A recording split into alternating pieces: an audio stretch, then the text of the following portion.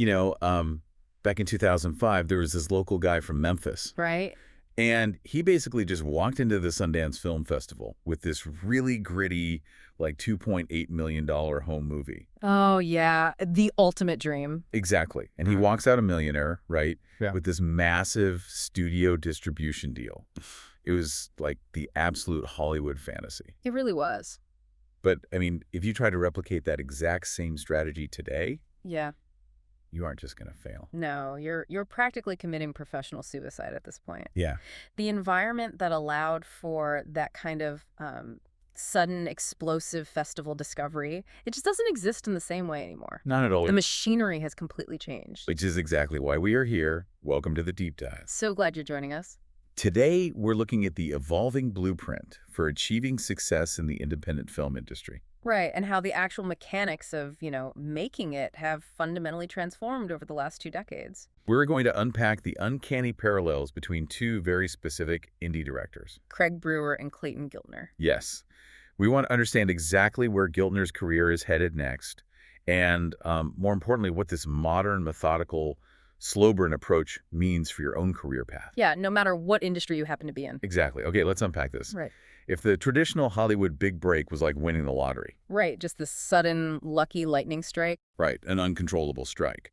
Then Clayton Giltner is a guy who has spent the last 30 years quietly, meticulously, building a 300-foot lightning rod in his backyard. I mean, it's a great way to put it. And to really grasp what Giltner's doing right now in 2026, we first have to understand the era of that lightning strike. Yeah, the Craig Brewer era. Exactly. So picture the landscape in 2005. It was wildly different. So different. Craig Brewer takes this raw, highly personal film called Hustle and Flow. Classic. He shoots it in his hometown of Memphis, finances it with an inheritance, and takes this massive $2.8 million gamble. Which was huge for an indie back then. Huge. He gets it into Sundance, and the result is the stuff of indie legend. Literally the dream scenario. He walks out with a $9 million distribution deal from MTV Films and Paramount, wins the audience award, and gets this instant golden ticket to the Hollywood A-list.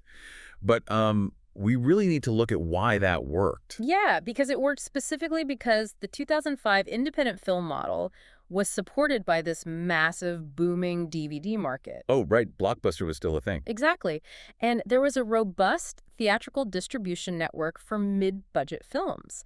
Festivals like Sundance were literal hunting grounds. Studio executives would fly in with, like, blank checkbooks. Yes. They were specifically looking for that one explosive hit they could immediately blast out onto 1,000 theater screens. And then sell on DVD for $20 a pop. Right.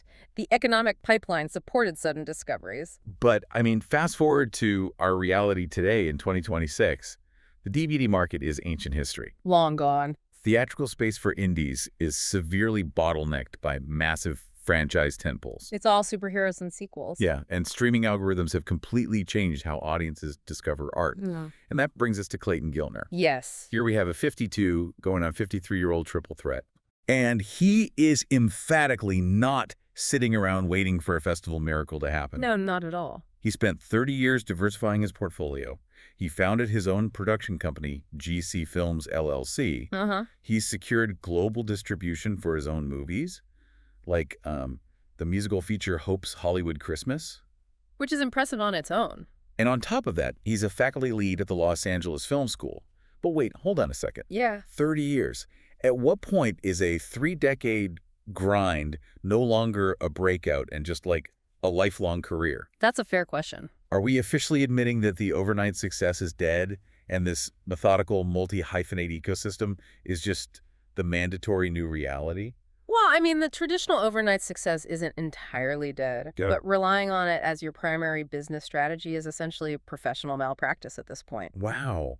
Professional malpractice. Yeah, because what Giltner represents is a fundamental shift in the creator economy. It's moving away from seeking a patron, someone to magically fund you, and toward building an infrastructure. Building the lightning rod. Exactly.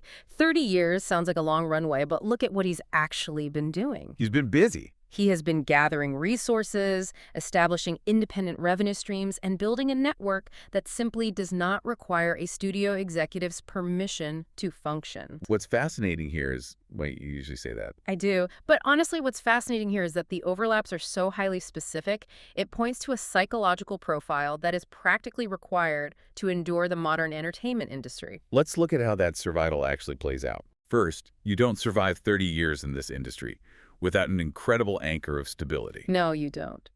Which brings us to a bizarre anomaly in both their lives. Their marriages. Ah, yes. Hollywood relationships are notoriously short-lived, right? The pressure cooker of the industry usually tears them apart. Almost constantly. But Brewer got married in 1994. Giltner got married in 1997. And they both stayed married. That's practically unheard of. I know. They both managed to survive those chaotic, grueling, living out of a suitcase years with their partners intact. And, you know, that kind of grounding cannot be overstated. When you are constantly facing rejection or the financial precarity of an artistic career, having a stable foundation prevents that erratic burnout. The kind that ends most directors' careers before they even begin. Exactly. It fundamentally shifts your focus to the marathon rather than the sprint. And that stability allowed them to plant roots far outside the Hollywood echo chamber. Which is another huge parallel. Right. Neither of these guys are nepotism babies, born in the Hollywood Hills. Brewer is fiercely connected to Memphis. And Giltner's foundation is rooted in Oklahoma and Orlando. Yeah. By operating outside the traditional industry bubble, they were able to develop unique, authentic, regional voices. Which leads right into their biggest creative pivots. Oh, this part is so interesting. Both are white directors who decided their most ambitious creative swings would be telling stories deeply embedded in Black music culture. Yes. For Brewer, it was Memphis hip-hop in Hustle and Flow. Right. For Giltner, it's his massive upcoming project, The Golden Microphone. And neither of them attempted those massive cultural swings alone. No, you can't do that. They both had the humility and the talent to be taken under the wing of absolute industry legends. Brewer was mentored by the groundbreaking director John Singleton. Right. And Giltner was mentored by the legendary Oscar winner Martin Landau at the Actors Studio. Which is wild. When you weave all of these elements together, the stable home life, the regional authenticity, the deep curiosity about cultures outside their own, and the willingness to be humbled by master mentors, you see the actual mechanics of longevity. Exactly. The cameras change, the distribution pipelines change, but the core traits of a storyteller who actually survives remain constant. It really makes you wonder, though, what if we just picked Giltner up and dropped him in Memphis in 2005? Oh, man. Or what if we handed a young Craig Brewer a laptop and a global streaming pipeline in 2026? Would their careers look exactly the same? Is there a literal mathematical formula for artistic success? Well, it's not a mathematical formula, it's Right. adaptation. The environment dictates the tools they are forced to use, but their underlying psychological profile dictates how masterfully they wield them. Right. And Giltner has spent 30 years acquiring a very specific and highly unusual set of tools. Let's open that toolbox then. Let's do it. So Giltner holds a Master of Fine Arts in directing, which makes perfect sense. Totally normal for a director. But back in 2005, he also earned a Master of Arts in Business Leadership. Which is not normal at all. Not at all. And while he was doing that, his creative roots were growing incredibly deep. He was invited to lifetime membership in the director's unit of the legendary Actors Studio. The Actors Studio. I mean, we are talking about the absolute temple of modern American performance technique. The institution of Marlon Brando, Al Pacino, Lee Strasberg. Yeah, and you cannot buy your way into the Actors Studio. Yeah. You have to earn your way in by proving your craft to a room full of masters. And he spent his time there studying directly under heavyweights like Lou Antonio and Martin Landau. There is this fantastic anecdote in the sources that perfectly illustrates how he learned there. Oh, the West Wing story. Yes. So Giltner is sitting in Lou Antonio's living room, right? And they're dissecting the television show The West Wing. Which Antonio directed multiple episodes for. Right.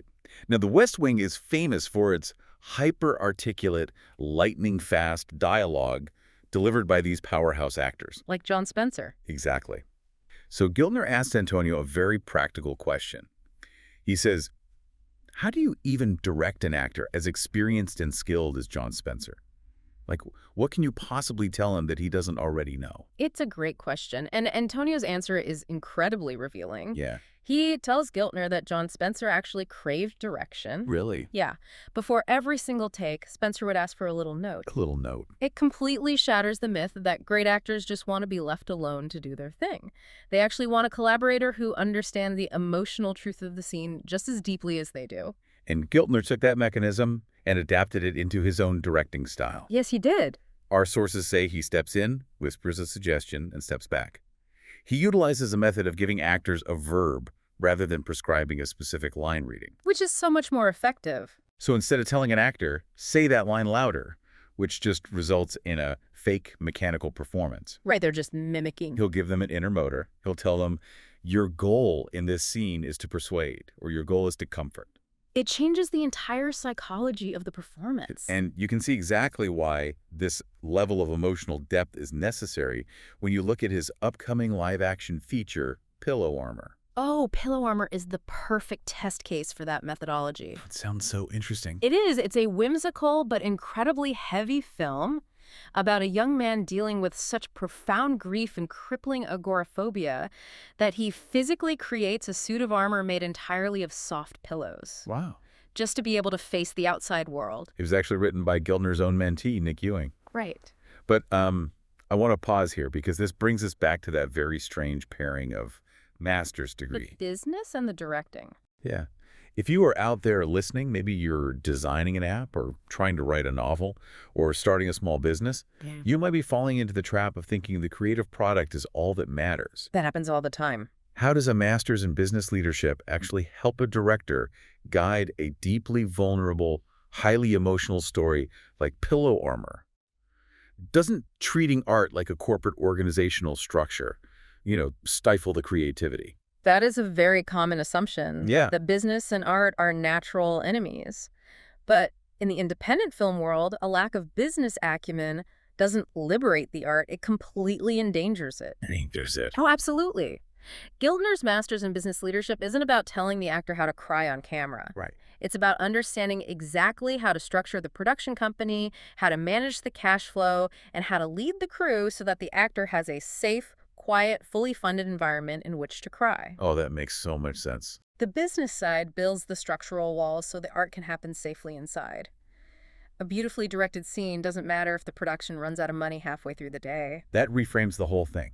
The spreadsheet protects the script. Yes. And he is bringing all of those tools, the corporate architecture, and the deeply ingrained emotional truth to his biggest cultural swing to date. The golden microphone. Yes. This project represents the culmination of his entire 30-year build. It requires every single tool in that box. The plot of this film, it centers on a struggling 17-year-old rapper who finds a tarnished microphone in his uncle's trash. He becomes convinced that this specific mic is the key to winning a life-changing music competition. Right. But what he doesn't know is that the microphone actually belonged to his uncle, who was once a massive hip-hop legend. Oh, wow. And that uncle's legacy was systematically destroyed by the exact same record label that is currently running this contest. It's such a layered story. It's about ambition, generational legacy, and the true cost of winning. But just like Craig Brewer had to rely on deep local collaboration to make the Memphis scene and Hustle and Flow feel real, Giltner knows he cannot fake the culture of this film. No, especially not now. If we connect this to the bigger picture, in 2026, audiences are incredibly savvy. Very true. Authenticity is not a filter you can just apply in post-production, and it's not something you can buy by hiring a consultant at the last minute. Right. True authenticity has to be built into the organizational DNA of the project from day one. And this is exactly where Giltner's leadership degree comes into play. He knows how to architect a team. Here's where it gets really interesting. Okay. Because the way Giltner assembled this team is brilliant. He's acting less like a dictatorial auteur and more like a general contractor building a highly specialized house. Right. Like forming an Ocean's 11 crew. He's not trying to pour the concrete and run the electrical himself. He is hiring the absolute best local master craftsmen who deeply understand the soil. That's a great analogy. First, you have Marquette Hawkins holding the story by and executive producer credits. Yeah. Hawkins is literal hip-hop royalty. He goes by DJ Clientele. He was a founding member of the world-class Wrecking Crews. which is the group that launched Dr. Dre. Exactly. He mentored Ice Cube. He is a direct, living through line to the origins of West Coast hip-hop. Oh, and off-screen. Yeah. He was recently elected the mayor of California City. I mean, look at the mechanism of what having a mayor and a hip-hop founder on your team actually does. That's massive. Hawkins isn't just validating the script with his name. He provides unparalleled access. He gives the project its historical soul and opens doors in local municipalities that a traditional Hollywood producer would find slammed in their face. Exactly. Then you have Bryant T. Scott serving as the script consultant and leading the packaging operation. Right. He's the CEO of Flavortown Entertainment Group, with deep structural ties to the Badass Music Syndicate. So by bringing on a music syndicate CEO, Giltner isn't just getting advice on how the dialogue should sound. He is literally plugging his film into a pre-existing infrastructure of recording studios, talent networks, and music investors. Scott gives the project its legs. Yes. And finally, holding the physical reality of the film together is producer Tracy Fantroy. She has a degree in entertainment business from the Los Angeles Film School. Nice. But more importantly, she is a South LA native. Which means she didn't observe hip-hop culture from the outside. She grew up inside it. Exactly. She understands the logistics of physical production, but she also understands the specific neighborhoods they need to navigate. Oh, and the sources mention a rumor that Lazy Bone from Bone Thugs and Harmony is attached to Star. Oh, wow. Which makes total sense for the uncle character. It totally does. Lazy Bone is in his early 50s, too, bringing that exact same generational hip-hop perspective to the screen. So you have a profoundly different methodology here. Brewer earned his credibility through, stubborn, single-minded vision. Yeah. Giltner secures his by structurally building the film upon the lived history of his team. What we are looking at is a masterclass in distributed leadership. It really is. Giltner isn't trying to be the sole voice of authority on a culture he didn't grow up in. He is acting as the structural architect, using his business background to hold a team of cultural experts together. And using his actor's studio background to ensure the emotional core stays true. Right. So what does this all mean? We started by looking at two identical filmmakers operating on a split screen, separated by 20 years. Yeah. And what we've discovered is that whether you are operating a camera in a sweltering Memphis basement in 2005, or you are carefully navigating a global streaming launch from Los Angeles in 2026, the baseline hustle of the filmmaker remains exactly the same. It really does. The passion, the 30-year grind, the need to tell authentic stories, none of that changes. The only things that have changed are the financial mechanics and the tools required to reach an audience. And I want you, listening right now, to think about your own industry or your own career path. How has the definition of a big break shifted in your field over the last 20 years? Good question. Did you used to aim for a single defining moment like landing a massive client or a specific promotion? And now you have to build a continuous algorithmic ecosystem just to stay relevant. It's a profound shift across almost every industry. And it leaves us with an important question to ponder, building right off your fireworks analogy. Okay, what is it? If the physical media era of 2005 created shared collective cultural explosions, and the 2026 landscape relies on hyper-targeted streaming algorithms, are we losing the unifying power of the breakout indie film? Oh, that's a really heavy thought. Think about our split screen one last time.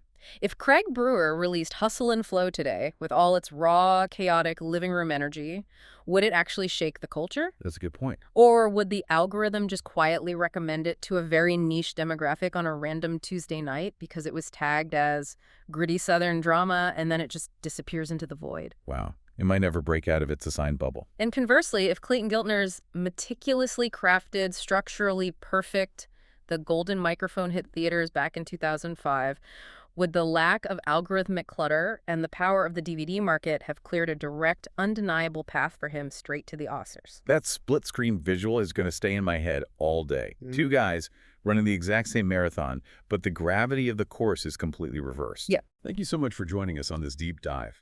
Keep looking closely at the screens around you. Keep asking how the terrain under your own feet is shifting.